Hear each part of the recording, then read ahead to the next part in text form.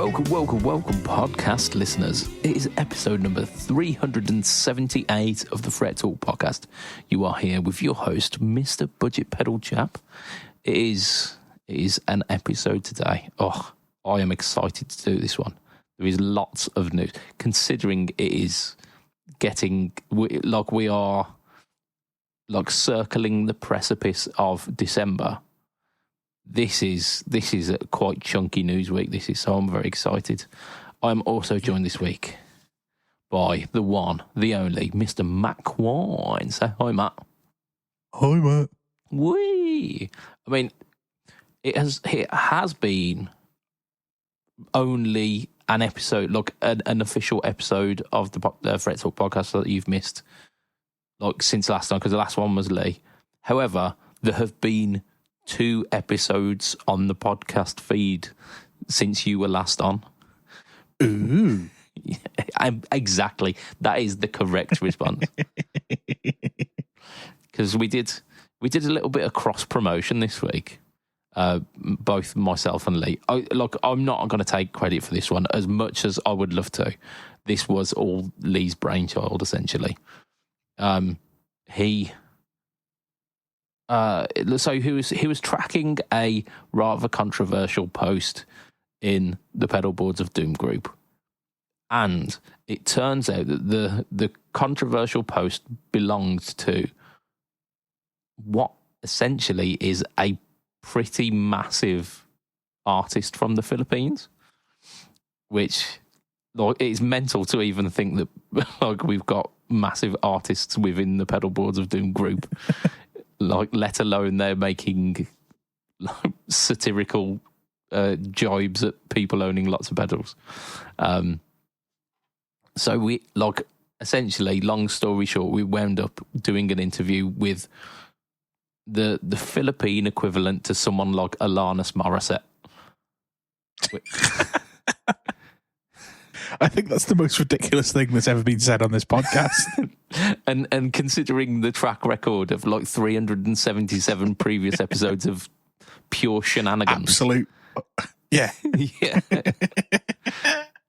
When we first started this, some 7-8 years ago or whenever it was, if you would have said you will be interviewing the Filipino equivalent of Alanis Morissette, I'd have go, you fucking what? What does that even mean? Yeah, are we just big in the Philippines or something? Is that where it goes?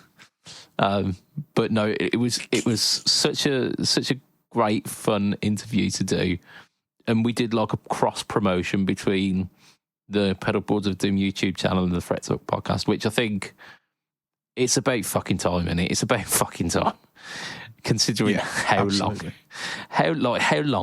we've because it essentially was we got Leon for an interview and then he never left. So, to be fair, there were worse people that could have stuck around from that interview series. Not naming any guitar manufacturers. Yeah, rhymes with schmolt. But I mean, we would have had a job. I think he's probably left the country by now. But yeah. Yeah, I mean, granted, Lee wasn't by far not the worst person to stick around. Kind of would have preferred it if Thorpe was the one who stuck around and just went, yeah, this is really cool. Can I do this every week? But Lee, close second. And to be fair to Thorpe, I don't think he would have had the quite the links to get us in with the Filipino Alanis Morissette. So.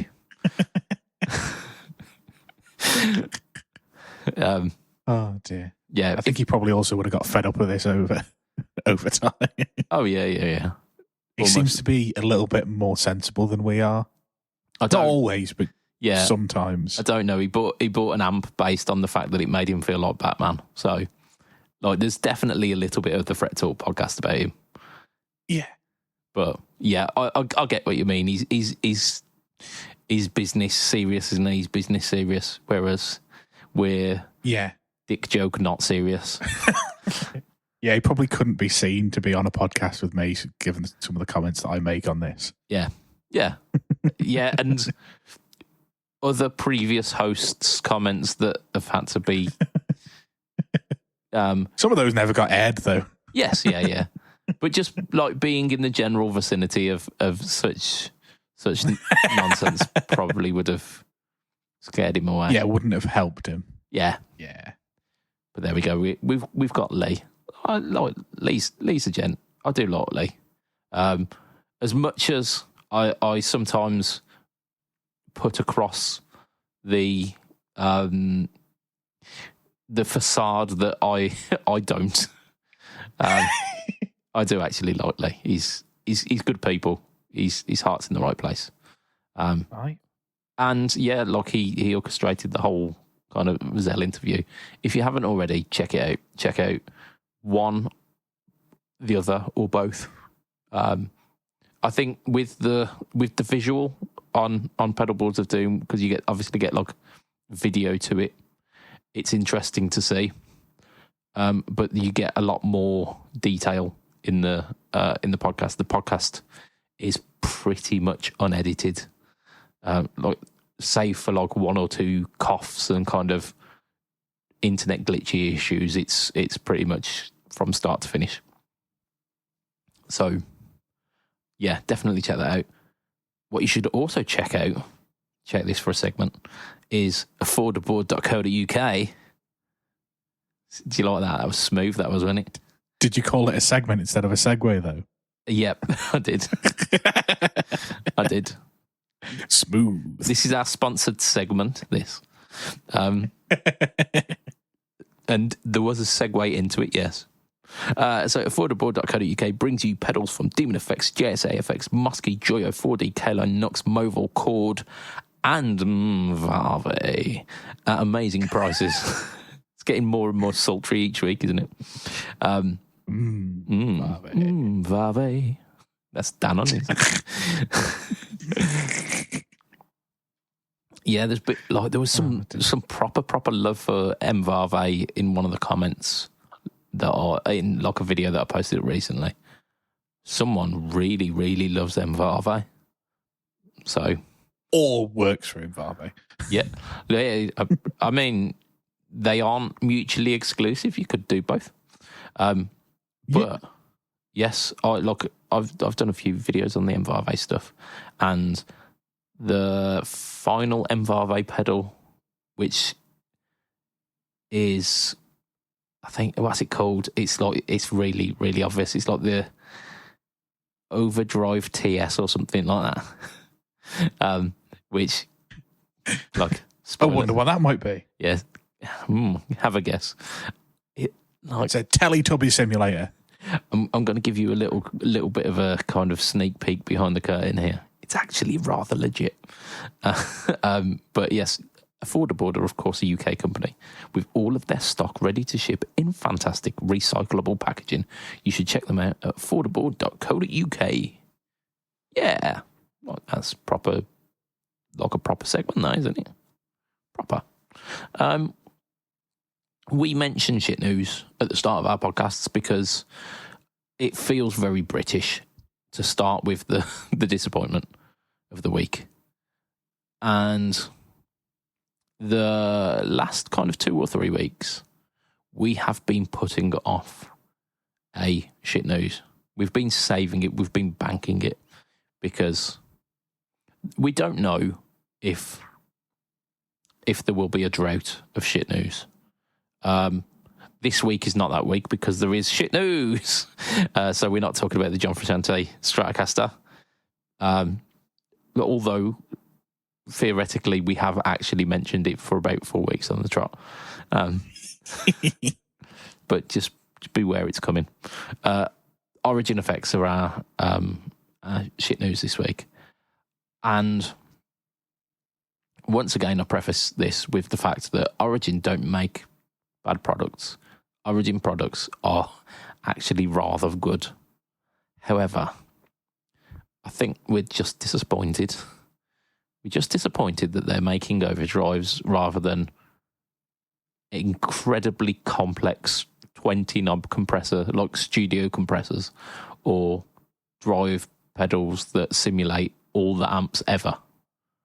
But like, is it fair to kind of shun them for this? Because if it were any other company, we'd be like, yeah, it's fine. It's fine pedal. Yeah, but I mean, like, who's spending £4 million on a single stomp box drive? Yeah, no, you've convinced me. Yeah, let's do it.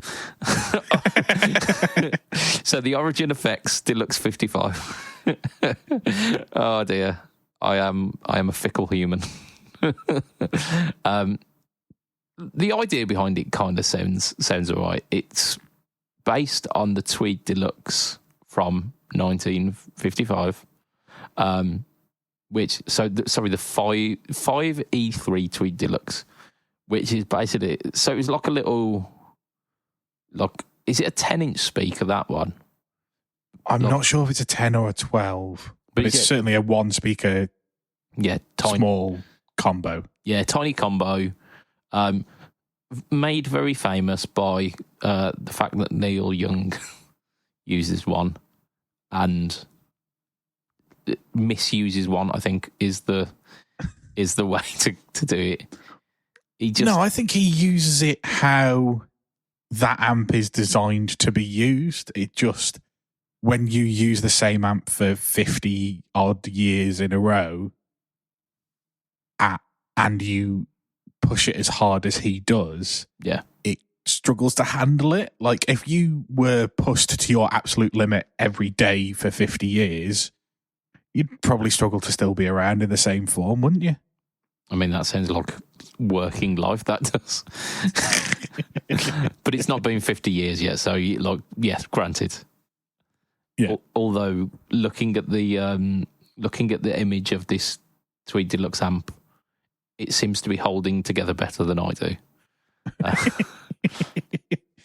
I just remember that, I don't even know whether it was a documentary or whether it was a YouTube video or something. I just remember a video with his amp tech, and this must be 15 years old, this video, and him saying that we've got like 7 of these, but you can always tell if we don't use this specific one of these 5E3 Tweed Deluxe things. And the only time we ever take it out is when we have to douse it with a CO2 fire extinguisher when it sets itself on fire. Yeah. So, and we swap it out for one of the others, and then Neil Young comes off stage getting pissy that his tone changed halfway through the set list. Yeah, like, you can't get too pissy. The fact that your guitar isn't plugged directly into a fire. Sorry, Neil. But it's that real cooking tone. Oof. Yeah, it's so the pedal itself is it's a 4-knob pedal, and it's got two little switches as well. So it's got a level, drive, tone, and post EQ. Post EQ is like tonal shaping after everything, I believe. So it's, you set the whole thing, and then you can almost kind of like a mastering EQ on top of it. Then you've got your post EQ mode. You got very similar to the Blues Breaker and the Tube Screamer, where you've got like 3 different modes, like a flat EQ, like a certain type of mid hump, and then another type of mid hump. So very much what you expect from like the Origin pedals. They're following a formula. It is what it is. You've also got like preamp voicings, so you can have like 12 AX7 voicing and 12 AY7. What is the difference between 12 AX7 and 12 AY7? It's 1 letter difference. Yeah, I mean, you can solve for the the differential here, and then it is literally just look, X is not equal to Y, isn't it? Yeah. X is one away from Y, isn't it? I forget my alphabet these days. Yeah, it's somewhere like that. I've not counted in the alphabet for a long time. So, as far as I remember, 12AX7s are slightly gainier than the 12AY, I think. I think the 12AY are slightly lower gain, which I assume will give us slightly kind of cleaner representation of the tone. So if you want to make it sound like overdrivey, fuzzy, then stick it into the 12AX side. Sure, I mean, it sounds about right. Yeah. Something this complex. So 4 knobs, 2 switches. You'd think 150 quid. Sounds about right. But because it's Origin, so it'll be double that at least. Yeah. So I do want to check actually on the there you go, 277 is oh, apparently it's in stock. There we go. 277 is your price for that. That's too much. It's just too much. It's a lot of money for a single drive pedal. Yeah. It really is. I mean, they look And nice. I know they're not the only company doing drive pedals at that price point, but like it's just ridiculous, isn't it? Like, just buy a DS1. You've got exactly the same tone as this. Exactly. Yeah, look, I know you're not going to get the same tone, but like, do you really need that specific sound? I mean, in fact, no, forget that. Buy your Tone X, your full fat Tone X for an extra 20 quid. Yeah. And then you can use Neil Young's amp. Yeah. Like someone will have modelled one of those, or there'll be something very similar on the Tone Net, and then just use that. Yeah, but you could have one of the Tone X1s for what are they, like 180 quid? Something like that. Yeah, pretty much £100 less than this. So, yeah, I would struggle to justify it. It's why it's the shit news. But Origin, honestly, we're not rooting for you, but let's just tone this down a little bit with the just overdrive pedals every kind of 4 months. That just I don't know. It's obviously got to be working because they keep doing it. But hey ho. Yeah. I suppose we also need to stop just recommending everything is pointless now. Just buy a Tone X. Yeah, I mean, to be fair, yeah, Gear of the Year is going to be fun this year, isn't it? Yeah, Amp of the Year, also Pedal of the Year, also, yeah. It's everything of the year. Tone X. Well, Tone X1, because that was this year, wasn't it? Right. Yeah. I am going to talk about myself because I've done some stuff. Like, aside from obviously the interview, because that happened last week basically. So it's out of my mind. Although, like, I edited it, like both the podcast and the video, and released them. I feel like I'm already done with that, so we'll leave that beside. Yeah. I did a video this week about a guitar that I hold quite dear to myself. There's a whole story behind it in the video. I've gotten a little bit kind of storyteller in this video, and I enjoyed that. I had fun kind of recounting this story. But the crux of it was I didn't want to change the strings on my guitar until I changed the tuners. Because like it makes logical sense. And then I was approached by a company and they said, we want to give you some tuners.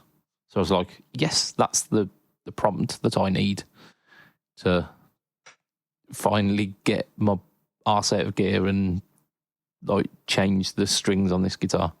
So I did. I tried the tuners. They're a company called Geica.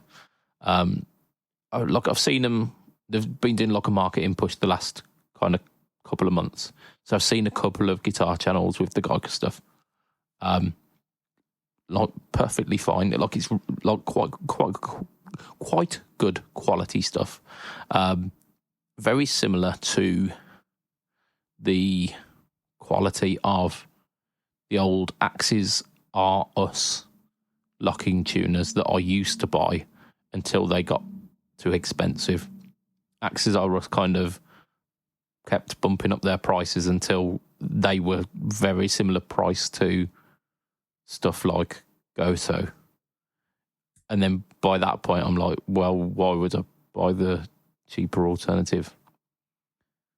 I mean, they were good. They were good locking tuners, very smooth, very good locking mechanism. Never had any problem with them. But like it got to a point where they just became not very economical to suggest when I could get the branded version. These ones, the Geica ones, seem like a very similar kind of quality. Like I think they said that they're Korean made. 18-1 disc locking tuners, so like very smooth, very very simple string changing, like incredible. Like I always use locking tuners anyway. Like I've got locking tuners on 80% of my guitars, if not more. So like they are kind of the tuner of choice. The reason why I chose these specific ones though, is because they're blue and gold. Of course they are. Yeah. What other colour would they possibly be? I mean, like all my other guitars sitting there with like silvery tuners, or some that have got black, some that have got gold. These ones are blue and gold. And like they look fucking rad. I just chef's kiss. That's the reason why they're doing a bit of a push, because they've released a new line within the Geica kind of catalog called the Dopamine set, and these are their kind of top tier stuff. So I think for the set that I got, it would have been like $60-$70, which is kind of like mid-tier, kind of like the non-locking Goto stuff, or like that kind of like price point. But the reason why these are the top tier Geica stuff is because they are like they come in all these different crazy colors. Like you can specify the like the bushing and the like pins, like the heads for the tuners. You can specify the specific colors of those, as well as like the main body of it. So yeah, you can get some really crazy color combinations of like red, purple, gold, black, blue. Like you can get the like standard ones as well, like chromey colored ones as well. But they do like a standard line that do the kind of the black, the gold, the chrome ones. So if you're going for the Dopamine line, you're going for I want crazy colors kind of thing. But yeah, like really nice tuners. I really like them. I thanked Geica in the video because it like without them prompting me, that would still have really mediocre tuners on it and crap set of strings, basically. So well, there you go. At least you've had that opportunity, and also that they look weird, but also excellent. They do, yeah. What I am waiting for, though, is for Geico to also do like matching bridge systems for it. Because once they start doing the dopamine bridge, that will be perfect.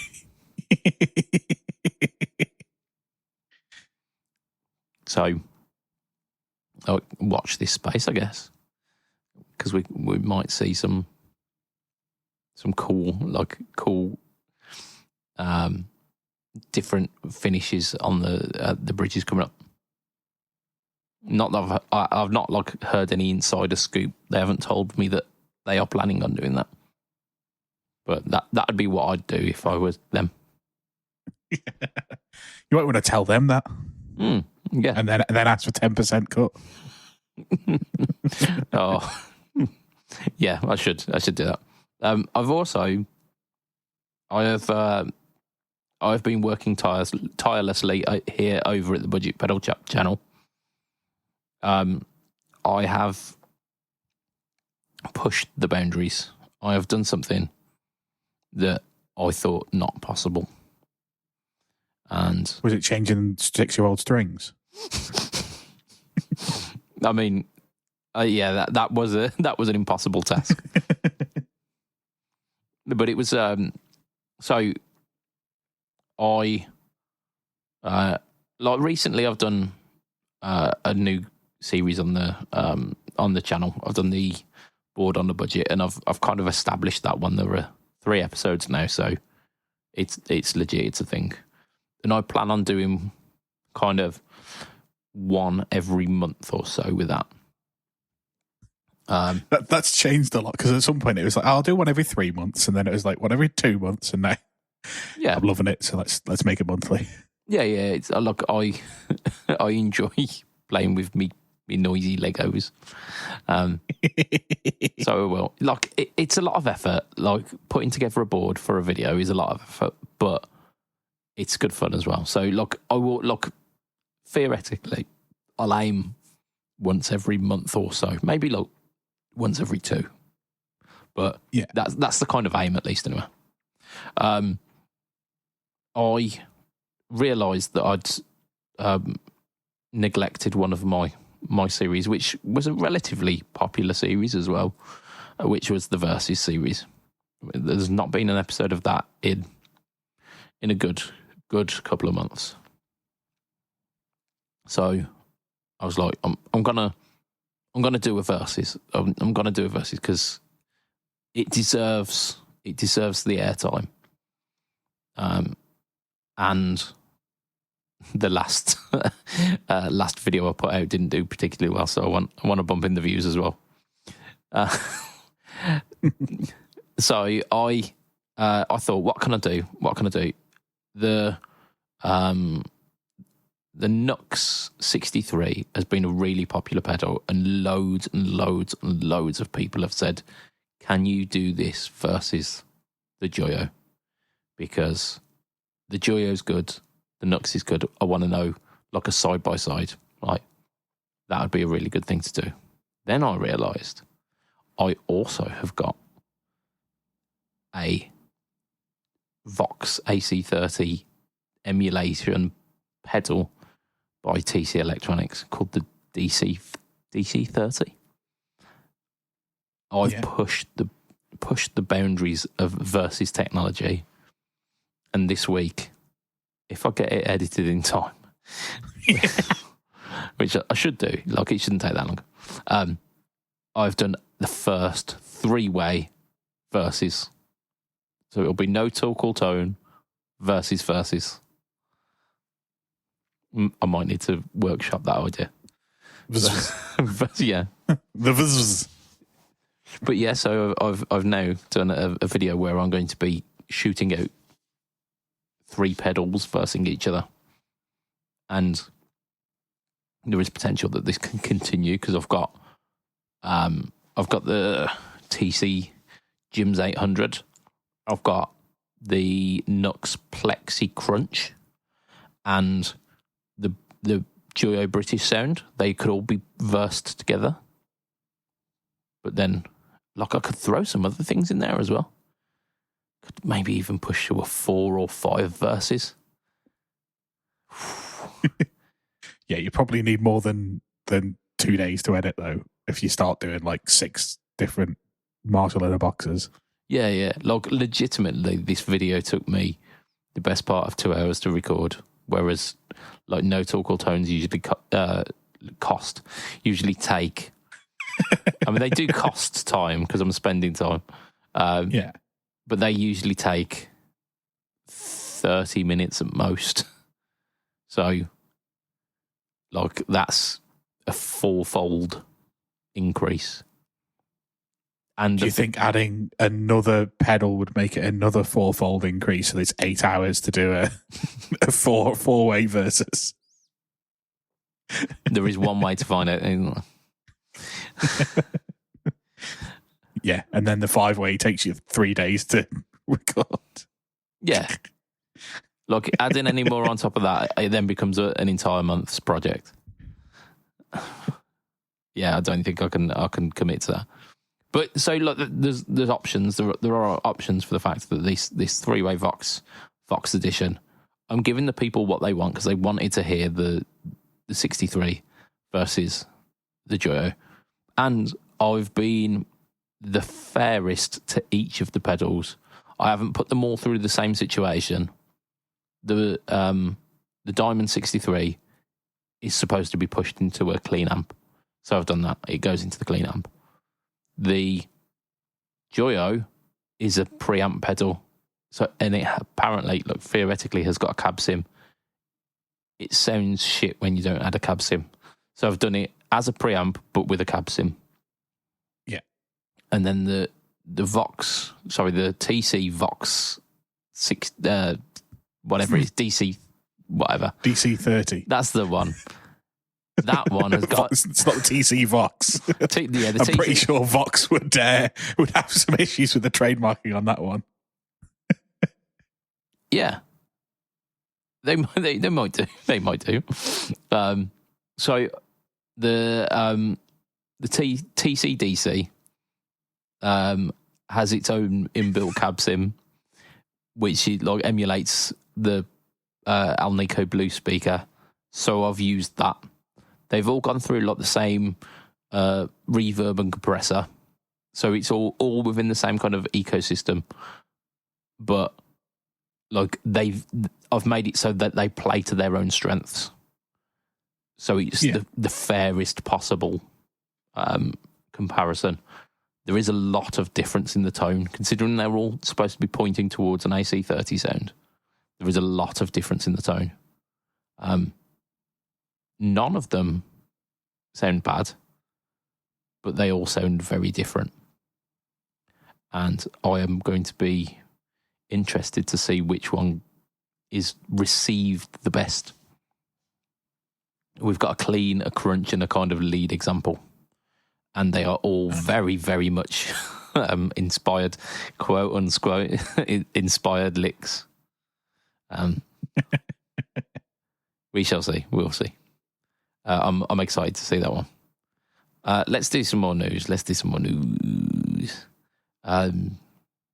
This week has been quite a good week for news for budget pedals, basically, hasn't it? It has. Yeah. The first of which is it came completely out of left field, was very interesting in the way that it was presented, and I honestly thought it was a hoax. So let me set the scene here. So I was just scrolling through Facebook as all good post 30, pre 70 people do. Anyone younger than that, just not a chance today. But I was doing a little snappity chapping or tickety talking. Yeah, so I was doing a little kind of standard fare doom scrolling, and then Richard Oliver of the Wampler, just basically of Wampler, because he does some of the graphic design, he does the website, he does the social media, and he's on their podcast as well. He's come onto our podcast as well, actually. Lovely chap. But he's a little bit of a trickster, and he is a dab hand at Photoshop. He posted an image, and it said Behringer Fuzzbender, and it was a picture of what looked like a tone bender pedal with Behringer written on it. I thought, that is clearly one of classic, like that is a classic Richard Oliver jape right there. And thought not much more of it. But then noticed there were some comments underneath it, like asking, like, is this legit? Like, is this real? What's going on? So my interest was piqued. So I did a little bit of cursory Googling, and lo and behold, on Behringer's website, like, coming soon, Behringer Fuzzbender, which is a relatively accurate representation of the 1960s fuzz pedal in a very similar kind of housing. So they've made it slightly more pedalboard friendly. It's slightly smaller, so it's not as, like, ridiculously gargantuan. Yeah, not as cumbersome. Yeah, but it's still cumbersome enough that it is cumbersome. It's a odd, like, it's hexagonal but very not hexagonal, like a square with a... Yeah, it has got 6 sides, but it's elongated and mostly rectangular, but with a smaller bottom than top. Yeah. Look, if you know about pedals, you know what a fuzzbender, tone bender enclosure looks like. Yeah, it's one of those basically. Yeah, it is. But like, squished a bit. Yeah, like it's smaller dimensionally, but it's got like the mottled grey finish, and it's got the kind of the lip around it all. Hopefully it's not like the standard tone bender enclosures, which were like cast metal and weighed an absolute ton. Yeah. Because I happen to have, like, I think it was Mustard Effects, Mr. Ben Fletcher had, like, he managed to get one in like a trade or something and got this Mustard Effects Fuzzbender clone in one of the, like, original like cast housings, and it was honestly the heaviest pedal that I've ever had the pleasure of, like, having in my hands. It was incredible. But it was also very ridiculous. It was massive and just foreboding. But yeah, so it's what you'd expect. It's got 2 controls, but then it's also got like a mini toggle in the center. So level and attack. So you're pushing up all of the attack and then set the level to taste. But it's got this little switch. It's got Orig and mod. So when I watched the video on it, it was 2 different eras of tone bender, is what they were saying there. On this article, it says that it's like a mid push kind of thing. I mean, that, like, they could both be true, couldn't they? I suppose. Like, it could be a different version that also happens to have additional mids. There you go. Yeah, I suppose. But you've basically got two different versions of it as well. So like a kind of a different tone push, or like the original one where it's very saturated, very like a dying speaker kind of fuzz tone. It's a Behringer pedal. So we weren't expecting it to be like a boutique prices. And yeah, when I first saw this post from Richard Oliver, there was no mention of it coming out. There was just a kind of a vague, it'll be soon. So I was expecting, because there was like a Behringer CE one as well announced last year at some point, and that's still not seen the light of day. So I was kind of expecting, oh, this is a nice little, like, will it, won't it appear? Within 24 hours of me like researching it, it was up and it was for sale on Anderton's. And because of that, I checked it out. It was £49 and I got one. Because why the shit wouldn't I? I was going to say, why not? Yeah. In solidarity, though, I'm not the only one who has bought one. Mr. Hello Sailor Joe has bought one. And I absolutely cannot wait for him to get hands on this. Like, he'll dry it for sure, but his one will be stripped apart, vintage Mojo components put in. There'll be a toggle switch on it somewhere that does something crazy, and it will get the wonderful Hello Sailor paint job treatment. So I can't wait for that video to come out, basically. Yeah. I'm just thinking, given that it's a Behringer pedal, there's probably going to be, with that size enclosure, quite a lot of space in there for weird components. Yeah. Like, because tone bender circuits are about 10 components. So, and it might even be the case where they are using surface mount for a few of them. It might be surface mount for all of them. Like, it might be like a really, really tiny PCB with some full-size pots and just majoritatively space. And if that's the case, like, Joe will probably end up ripping that whole thing out, making his own tone bender circuit, which will be hilarious. But yeah, so I can't wait until he gets hold of this. I will, of course, be featuring it on my channel. The problem that I foresee is that I usually do my demos on one of those little Marcus Deluxe single pedal, like, podium board things. Maybe if you stand the board upright instead of like or on its side, it'll maybe fit. So if you lean it slightly sideways. Like a little industry behind the curtain here. That little mini, like, pedal thing is velcroed to the inside of my little cabinet so that it doesn't move about. So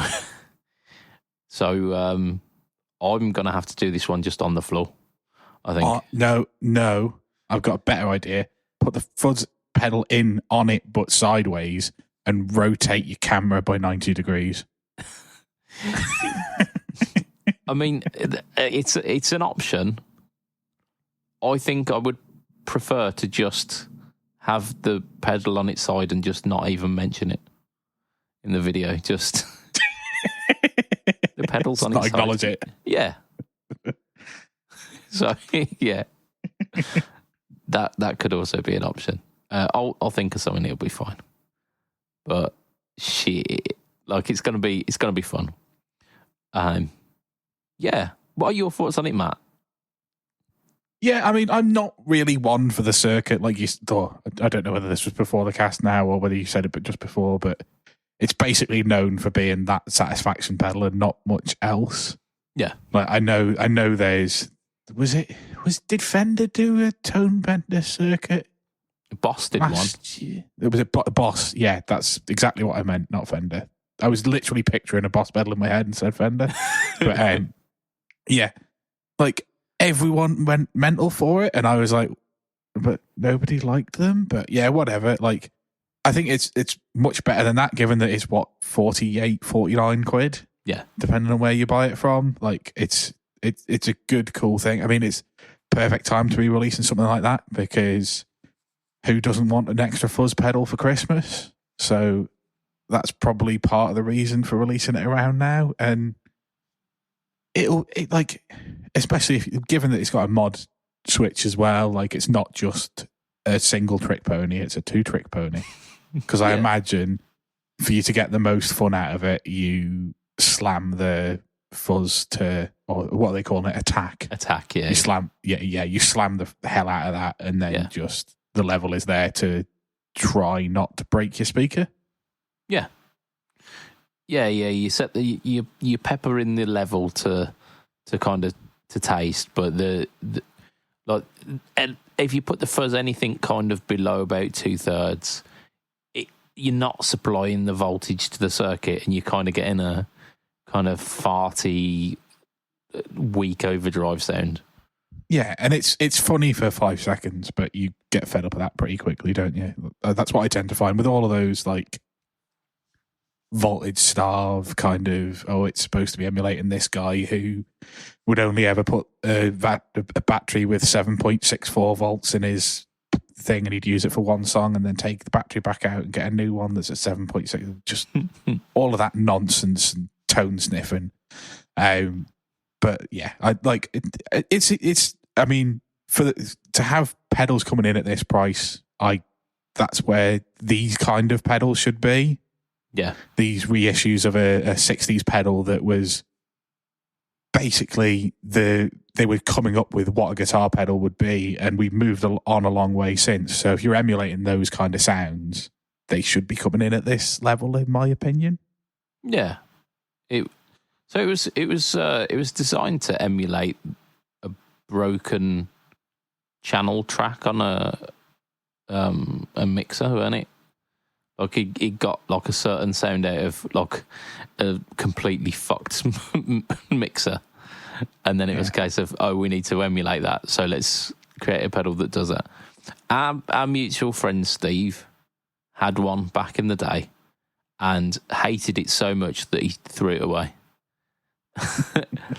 Like he had one of like the original tone benders, and he just chucked it. And he's not the only one who I've heard this from. Like another couple of people who were in our like original OG group were old boys and said, like, yeah, we had these, and they were noisy, they were shit, they sounded horrendous unless under a very, very specific like situation. So we ended up just getting rid of them. Yeah. And it's not just the tone bender. There's been a couple of other reissues of things lately, and they've said similar things around that era of pedals. People didn't really know what pedals were going to be yet. Yeah, and it was just, let's see what works. Like, let's see what people can buy. Like, there's not much choice, so here you go, I guess. Yeah, but yeah, I think like the price point's banging. Behringer clearly don't give any shits about anyone's intellectual property, do they? They've not okayed this with Solar Sounds. No, but they've clearly seen DemonFX and thought, me want some of that. Yeah. Let me get a slice of that pie. And in their defense, they're doing it in a slightly more, I say legitimate, like a slightly closer representation of what the tone bender used to look like. DemonFX just kind of grab whatever enclosure is available. Like, they get the standard ones, put a paint job that looks vaguely similar, and they put all of their effort into recreating the circuits as best as they can, I think, with DemonFX. Yeah. Because like they're fine, they sound fine. I imagine this fuzzbender's going to sound fine. I didn't put the order down because look of what it sounds like. I put the order down because it's a massive pedal, and it's very, very much within my wheelhouse, isn't it? Yeah, very much. So, like, it's very much a tactical move. It will probably live on a shelf afterwards. So, it might do. I might send it to a Hello Sailor Joe and see what he can do. Do me some weird stuff. That's it. Yeah, make it broke. But yeah, so that's a nice one this week. Fender who usually reside the other end of the podcast, they done a thing this week, didn't they? They dropped a thing a little bit like Behringer did, where it was just like out of nowhere. Fender did the same kind of thing. Yeah. So for those who have been in the guitar community for more than kind of 5 minutes, you will have seen the old Squier, basically Affinity Strats that had a Hello Kitty scratch plate and a single humbucker. And at this point, you won't find any of them that are in standard, like standard condition, because they've all got an EMG in them. They've all been like decked out with legitimately good kit, and they're basically lol machines, aren't they? They're there because it's probably the original like 2000s guitar meme. Yeah. I like the irony of it is I remember when they were shifting these for like, I think they got as low as £89 because people wouldn't buy them. I remember guitar shops just going, just have them, basically. Like, it felt like it was this is what we paid for them, just take them off our hands, we don't want them anymore. And then within, I'm not even thinking 5 years, I think it was less than 5 years, the guitar community got wind of them and were just like, these are the coolest thing ever. And then you're talking £400 or £500 for one of these on the used market, one of the original spec ones. And you, like I say, you won't find one that's in standard condition. They've all got some kind of ridiculously high output humbucker in them. They are all like upgraded but bastardized based on like what they originally were. Yeah. Fender have seen this and went, you know what, we're taking a slice of that. It's also the 50th anniversary of Hello Kitty, so they've basically done a reissue of them. And they've done it in a way that isn't lazy, which fantastic for them. Because also very not like Fender. Yeah, like I mean, I don't know. Like do they do? Yeah, I guess like the most recent Tom DeLonge thing was a bit shit, weren't it? The Starcaster. Like the Starcaster, but then at the Strat as well, like the single humbucker Strat that was like made in Mexico, but released with loads of finishing consistencies and shit. In it. Yeah, I guess these ones feel like they're a better product. So they are, like the specs on them suggest that they are not Affinity series. The specs would suggest that they are more towards the kind of classic vibe mark than anything, which is backed up by the price point because they're about £400 for these. So around the price that you'd be buying one of the original ones for on the used market. But it's again, it's a single humbucker guitar, hardtail bridge, incredible Hello Kitty scratch plate, kind of offset Hello Kitty face on a Strat body. This time they've got a matching painted headstock, so pink matching painted headstock with a little Hello Kitty logo on the little bulb bit at the end of the Fender headstock. They are Squiers. They've got split post machine heads. They've got an Alnico 5 humbucker, like a quote unquote Alnico 5 humbucker. It's going to be something, maybe one of the Tone Riders that they usually put in the classic vibes. Like, are my eyes going, or are they pink dots inlays? Yeah, the originals had those as well. Yeah.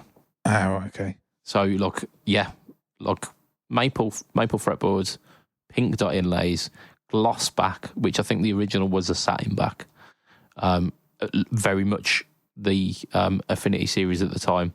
Mine's got a kind of satin feel back of the neck, and up towards the headstock, there's like a little, almost like a kind of semicircle where the neck meets the headstock, where they just stopped spraying the lacquer on. Of course. So like there's like a dirty semicircle at the top of my headstock, like where there's the headstock meets the neck, because that's where there's no finish on it anymore. It's ridiculous, but it's of the time. They sprayed the back of the neck because they know this is where the play will be, and then the headstock itself got nothing basically. So these ones are like gloss back neck. Like I say, very much feels like the classic vibe thing. It feels like they've done a really good job on this. They come with a Hello Kitty gig bag as well. So it's like a black gig bag, slightly padded, Hello Kitty logo on it. Kind of cool. They are also doing other things in this line. They are not just doing the Hello Kitty guitar. There is a strap, a Fender Hello Kitty strap, which is exactly as you'd expect. I think it's got like a racing stripe on it, which is cool. I'm gonna have to go into the article here. Sorry, not the article. The web page. Oh no, it's not. It's like Hello Kitty faces, like pink with white kind of outlines of the Hello Kitty face. You've also got like a Hello Kitty face on the one side of the leather bit for the strap. They're like 20 quid. They've sold out basically, because it's so popular. They've done a cable with Hello Kitty on the molded bit, and then so like the face of Hello Kitty on the molded bit. The heat shrink is the Hello Kitty signature, and the cable itself is like kind of milkshake pink. It's a 3 meter cable for 15 quid. Sounds about right. There's a gig bag as well. The gig bag is phenomenal. Like so good. It's like a faux leatherette, like that baby pink. Hello Kitty's face, big, on the front pouch. Fender logo, Hello Kitty down the neck, like where the neck would be.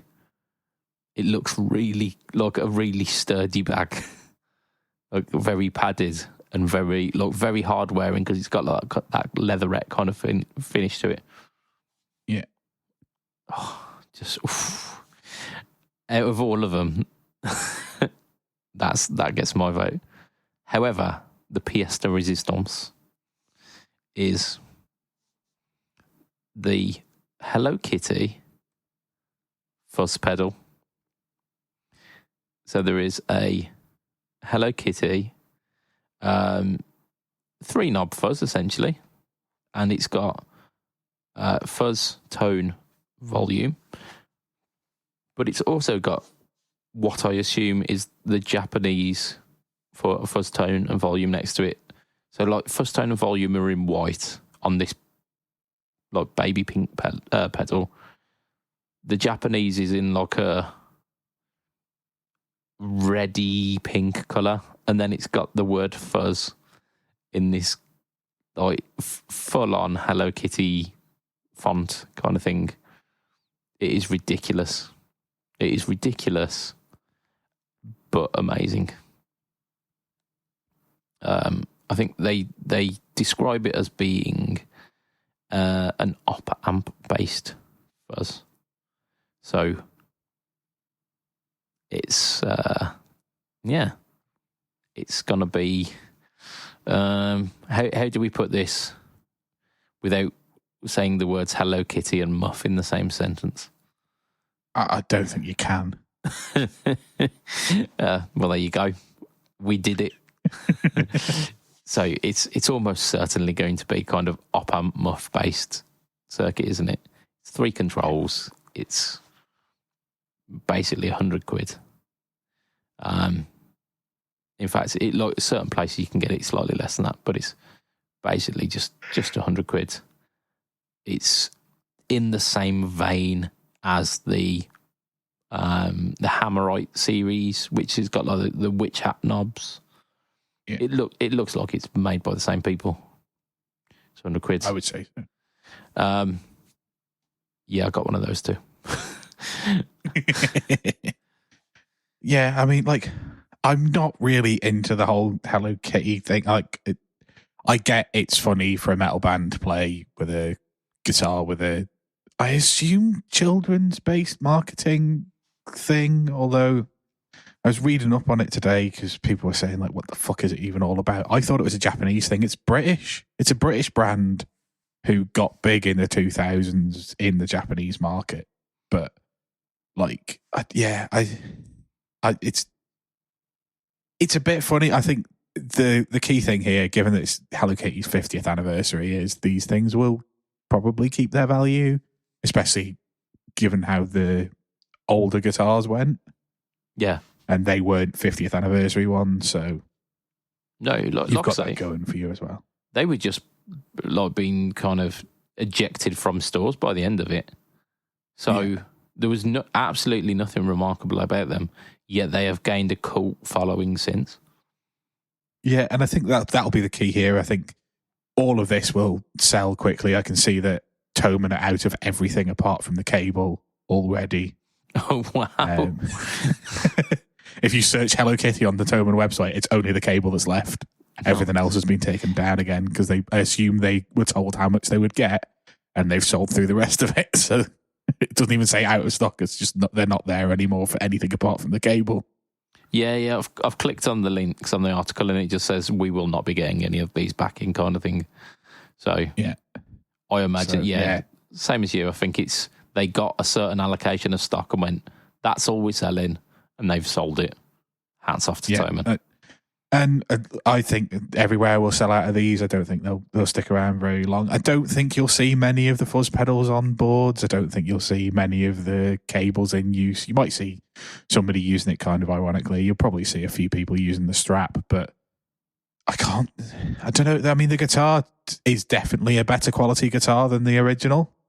Yeah. Whether you'll still get people ripping that Alnico 5 humbucker out and throwing some sort of like Seymour Duncan or the MG or Damasio Super Distortion, something absolutely ridiculous in there, probably, because that's the kind of people who are, I guess, into this kind of thing. Yeah, and it feels like it's a better platform for that as well.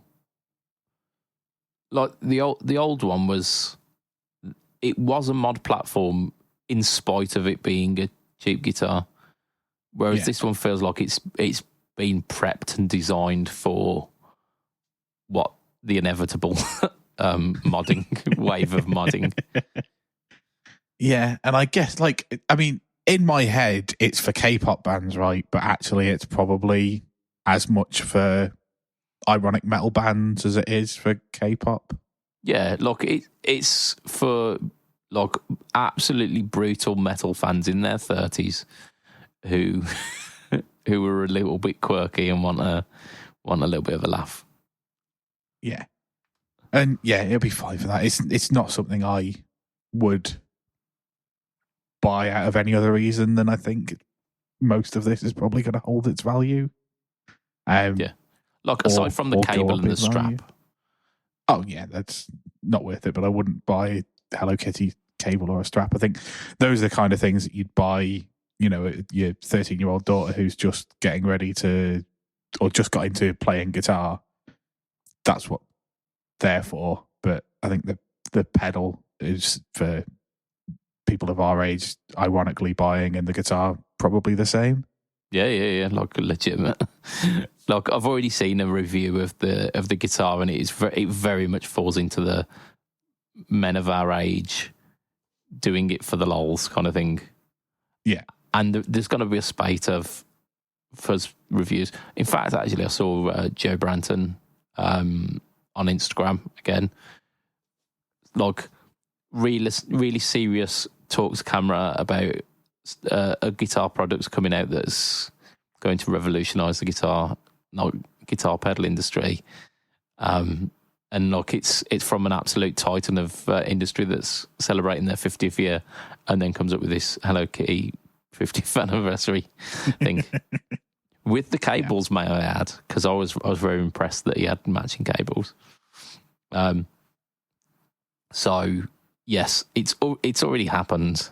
Like he obviously had the hookup because he's got like J Cross who's in with Fender, hasn't he? So like he was always get the jump on this one. But I imagine over the next kind of 2 weeks we're gonna see like a flood of those videos. Yeah, YouTube's just going to be full of Hello Kitty stuff for a couple of weeks, isn't it? It will be, and it's hilarious. Just a load of middle-aged men fanboying over Hello Kitty stuff. Yeah, love it. Rest assured, you will get a no talk tone on the Hello Kitty fuzz, because at the price that I got it falls under the £100 mark, so it is eligible for no talk tone. And I think it's probably going to arrive before the Fuzzbender as well. So who knows? Like, I've already got an update from Andertons on the Fuzzbender saying like next couple of weeks kind of thing. It was a bit vague, but it was like, yeah, you should be expecting it pretty soon. Whereas other people have been quoting kind of April time. So maybe. Like, as soon as I get it, it'll be out there. It'll be demoed. So keep checking back. And I think, let me just double check our time. That's us for this week, I reckon. Yeah. So I'm going to extend a thank you. I'm going to extend a thank you to our listeners. That's you lot. You have made it to the end of another Fret Talk podcast. Well done. Internet high five.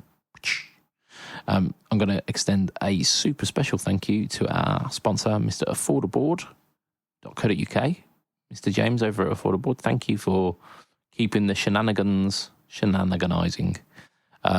Check out Affordaboard. They stock great stuff, like just really great stuff.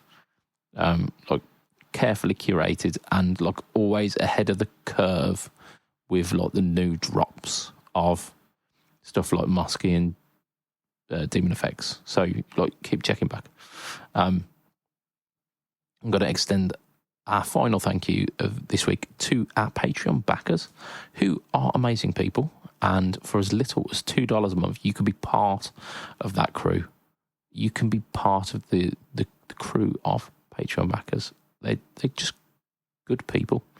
We are blessed by having such an amazing cohort of people supporting the show.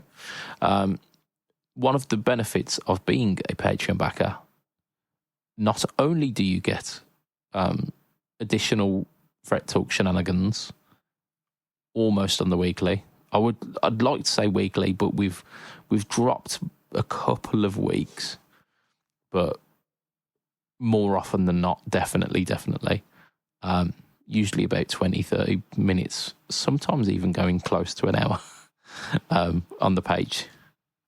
And you also get your name read out on every episode of the Fret Talk podcast, on the main episode, which we will do with our current members as follows. We've got Mr. Adam Yeomans of Chef Tone Effects. We've got Mr. Hugh G. Rection. We've got Mr. Mucox Long. We've got Mr. Gary Goldencock. We've got Mr. Ben Fletcher of Fletcher Pickups. We've got Mr. Brian Gower of the Tone Jerks podcast, the Second Button podcast, and the Off the Rails podcast. We've got Mr. Diabetes Foot, and we've got Mr. Jason Wharton of Jason Wharton 82 and Pedal Boards of Doom, which is actually PBOD on YouTube. It's not Pedal Boards of Doom, it's at PBOD. But you can, if you search Pedal Boards of Doom, it comes up. So yeah, just maybe do that. yeah, if you want to catch me online, you can find me on Pedalboards of Doom as well, actually. I'll do stuff there. You can catch me on Facebook, Instagram, YouTube, and the other one, Threads. And they're all at BudgetPedalChap. And but the BudgetPedalChap YouTube channel is the home to the No Talk or Tone series and the Board on a Budget series and the Versus series. My God, you are spoilt with all of this delicious content. Matt, where can we find you online? I am at heel_MattQ on Twitter, Threads, and Instagram. Yes, you are. So that's the end of our podcast for this week. So from myself, Mr. Budget Pedal Chap, from Mr. Matt Quine, say bye, Matt. Bye, Matt. Yeah. It will be a tatty bye. And good night for this week. Ta-ra a bit. Bye.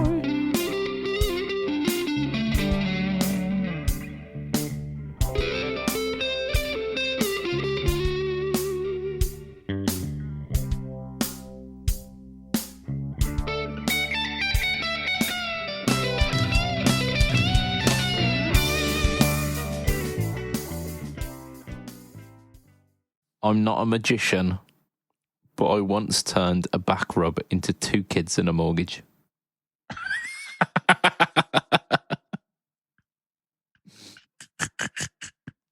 Yeah, it's pretty good. That is a quality fucking joke. And very close to home.